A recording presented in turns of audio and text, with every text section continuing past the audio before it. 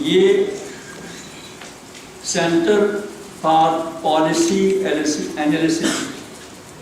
محترمہ سیما مصطفیٰ صاحبہ، انہوں نے جس وقت اس سینٹر کو تشکیل دیا تو مجھے ٹھیک طرح معلوم ہے کہ ان کا اندیہ اور مقصد اور ٹارگیٹ اور آبجیکٹیو یہ تھا کہ ہندوستان کے لوگوں کو کشمیر کی صورتحال سے آگاہ کیا جائے، اویئرنیس پیدا کی جائے کہ کشمیر میں کیا ہو رہا ہے، کشمیر میں بھارتی قابض فورسز کیا کر رہی ہیں، کشمیر میں وہاں کی پولیس کیا کر رہی ہے، اور کشمیر میں جو لوگ اقتدار کی کرسیوں پر بیٹھے ہوئے ہیں وہ کیا کر رہے ہیں، اور ہندوستان کے عوام تک جو ان کا میڈیا، پرنٹ میڈیا یا الیکٹرانک میڈیا کیا کچھ تصویر پیش کر رہا ہے، تو اس کے بارے میں وہ ہندوستان کے عوام کو اویئر کریں، آگاہ کریں، بتائیں کہ گراؤنڈ سچویشن کیا ہے۔ یہ اس سینٹر کے قیام کا اصل مقصد تھا۔ اب اس سلسلے میں یہ سینٹر کس حد تک کامیاب ہو گیا ہے کہ ہندوستان کے عوام کو آگاہی بخشیں یہاں کی صورتحال کے بارے میں، وہ تو ان کو معلوم ہوگا، لیکن ہم یہ کہیں گے کہ ابھی اس بارے میں کم از کم وہ اطمینان بخش کام نہیں ہوا ہے کہ ہندوستان کے عوام تک یہاں کی صورتحال پہنچ چکی ہوگی، اور پھر وہاں ہندوستان میں جو باضمیر لوگ ہیں، جو آزادی پسند لوگ ہیں، جو جمہوریت پسند لوگ ہیں، اور جو طاقت کی بنیاد پہ کسی چھوٹی سی قوم کو غلام بنائے رکھنے کے خلاف ہیں، ان کی طرف سے ایک مؤثر آواز اٹھ جانی چاہیے تھی، جو ہم دیکھ رہے ہیں کہ ابھی تک نہیں اٹھ پائی ہے۔ وہ مؤثر آواز جو ہندوستان کے حکمرانوں کو، ہندوستان کی قیادت کو اور ہندوستان کے اسٹیبلشمنٹ کو یہ آگاہی بخشے کہ بھئی جموں کشمیر پر فوجی راج اس کا کوئی حل نہیں ہے،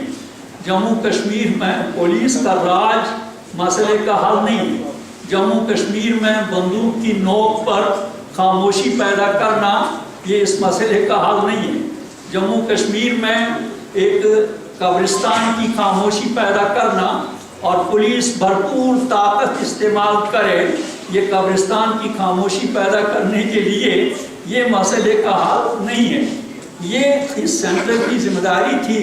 کہ وہ ہندوستان کے لوگوں تک یہ بات پہنچائیں۔ تو کشمیر میں آ کر یہ کانفرنسیں منعقد کرنا میں سمجھتا ہوں کہ اس کا زیادہ فائدہ نہیں ہے۔ کشمیر کے لوگوں کا جو مطالبہ ہے وہ انہوں نے نہ صرف قلم سے اور نہ صرف زبان سے بلکہ خون دے کر بتا دیا ہے کہ ہمارا مقصد کیا ہے،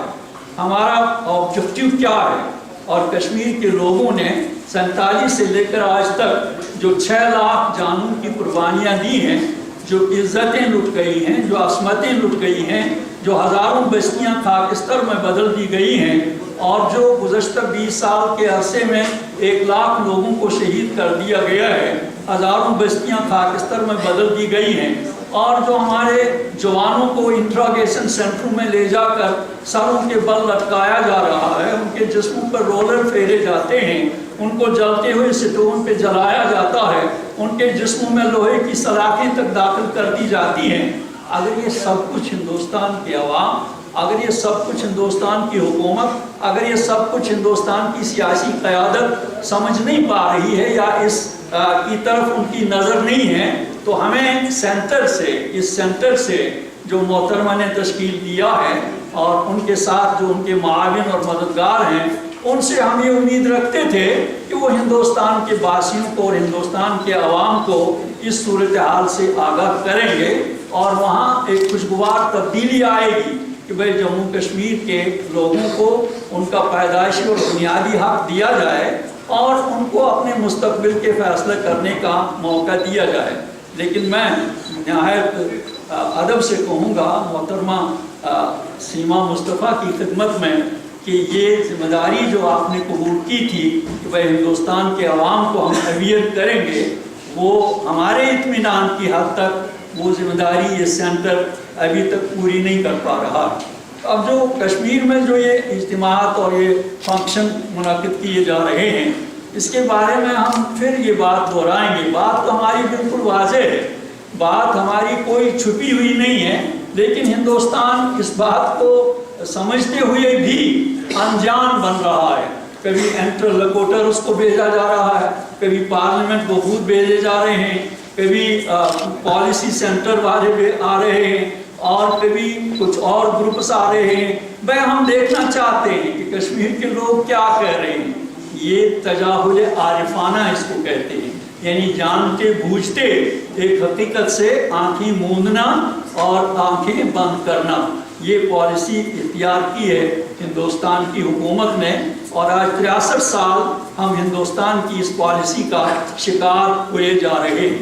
میں غیر مبہم الفاظ میں یہ بات کہوں گا کہ ہندوستان اپنے فوج کے بل بوتے پہ جموں کشمیر کے پورے خطے پر قابض رہنا چاہتا ہے۔ اس کے بغیر اس کے پاس کوئی حال نہیں ہے جموں کشمیر کا۔ یہ جو کہا جا رہا ہے، یہ جو ایجنڈا دیا گیا ہے آج کے فنکشن کا کہ road to peace, road to peace, peace امن کی طرف راستہ۔ اب امن کی طرف راستہ یہ تو ہندوستان نے روک رکھا ہے۔ امن کی طرف جو راستہ جاتا ہے وہ ہندوستان نے روک رکھا ہے۔ امن کی طرف جو راستہ جا رہا ہے اس پر ہندوستان کی 10 لاکھ فوجیں بیٹھی ہوئی ہیں اس راستے کو روکے ہوئے۔ امن کی طرف جو راستہ جا رہا ہے وہ ہندوستان کے ماتحت یہاں کی پولیس نے روک رکھا ہے۔ یہاں کی پولیس جبر اور تشدد کا بدترین مظاہرہ کر رہی ہے یہاں کے نہتے عوام کے ساتھ۔ یہاں کی پولیس نے اگر دور نہ جائیں، یہاں کی پولیس نے 2010 میں ہمارے 121 نوجوانوں کو شہید کر دیا، جن میں زیادہ سے زیادہ جو ٹین ایجرز ہیں۔ ہمارا جو یہ پیس کا راستہ ہے، جو کہہ رہے ہیں کہ بھائی پیس کے راستے کی طرف جاؤ، پیس روڈ ٹو پیس پر سفر شروع کرو، یہ تو ہندوستان روک رہا ہے۔ ان کو تو ہندوستان کو بتا دینا چاہیے کہ آپ امن کا راستہ روک رہے ہیں۔ آپ جموں کشمیر کے عوام کو، جیسا خود چدمبر صاحب نے کہا ہے کہ Kashmir problem is a broken promises. Kashmir کا مسئلہ جو ہے وہ تو ٹوٹے ہوئے وعدوں کا نتیجہ ہے۔ اگر آپ کے خود اعلان کرتے ہیں کہ یہ بروکن پرومسز ہیں تو ان وعدوں کو پورا کریے، امن کا راستہ کھل جائے گا۔ لیکن آپ نے کہا یہ بروکن پرومسز ہیں، لیکن پھر وہی فوجی تسلط، اور پھر آپ کی مبارکبادی عمر عبداللہ صاحب کو، بڑے بہادر ہو کہ تم نے وہاں امن قائم کیا ہے، بڑے بہادر ہو کہ تم نے وہاں ٹین ایجرز کو جیلوں میں بھیج دیا ہے، بڑے بہادر ہو تم سید علی گیلانی کو ہفتوں بھر ہاؤس ایرسٹ رکھ رہے ہو، بغیر کسی قانون کے، بغیر کسی آرڈر کے اور بغیر کسی جواز کے۔ اور یہ چدمبر صاحب کو جو شاباشی وہ دے رہے ہیں عمر عبداللہ کو، وہ بہرحال ایک بہت ہی شرمناک ان کا یہ اقدام ہے، اور یہ ہندوستان کی جو جمہوریت کے داعی ہیں، ان جمہوریت کے داعی کے خلاف ہیں۔ ہندوستان دعویٰ کر رہا ہے کہ ہری سنگھ نے ہمارے ساتھ الحاق کیا ہے۔ میں ہندوستان تک یہ پیغام محترمہ سیما مصطفیٰ کے اس فورم کے واسطے سے پہنچا دینا چاہتا ہوں کہ ہندوستان میں جب انگریزوں کے خلاف لڑائی لڑی جا رہی تھی، برٹش رول کے خلاف، اس وقت مسلم لیگ